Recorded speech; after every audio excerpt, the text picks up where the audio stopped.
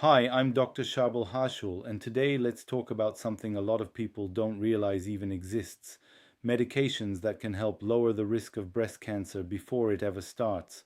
When we hear the word chemotherapy, we usually think of treating cancer that's already there, but chemoprevention is different.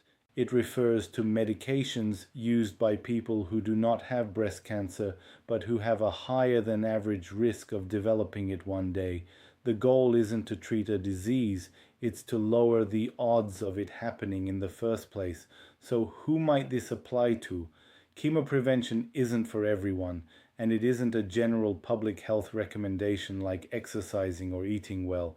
It's typically discussed with people who have a meaningfully elevated risk, for example, due to certain family history patterns, a prior biopsy showing specific high risk changes in breast tissue, or other risk factors that a doctor calculates using specialized tools.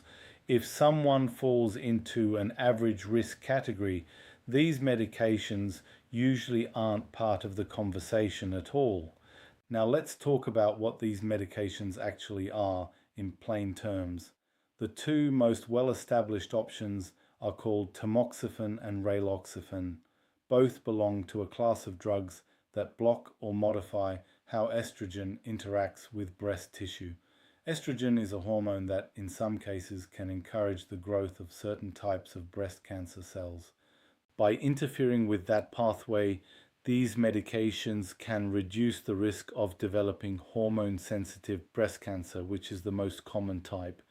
There's also a separate class called aromatase inhibitors, which work by lowering the amount of estrogen the body produces, mainly used in people who have already gone through menopause.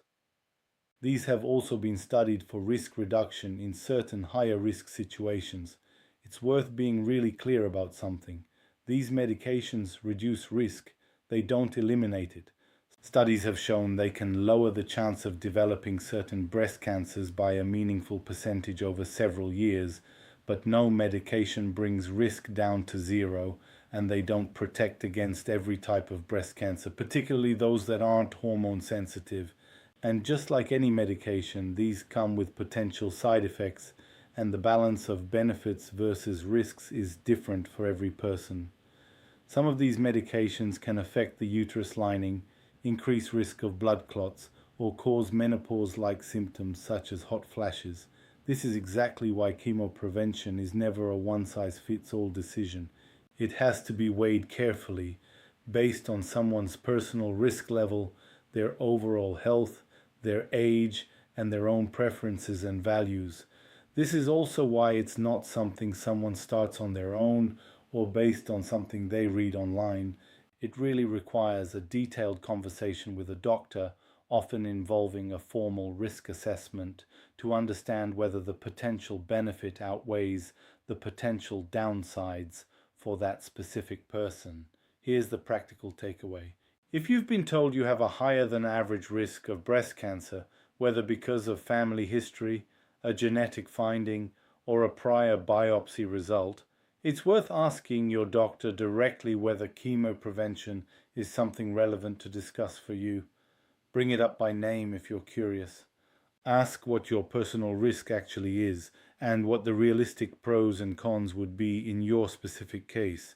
Breast cancer risk isn't the same for everyone, and neither is the right approach to managing it. The most important thing is having an informed, personalized conversation with your own doctor who can look at your full picture and help you make the choice that's right for you. That's it for today. As always, this video is meant to help you understand the general landscape, not to replace the guidance of your own healthcare provider. So please bring any questions about your personal risk or options to your doctor. Thanks for watching, and I'll see you next time.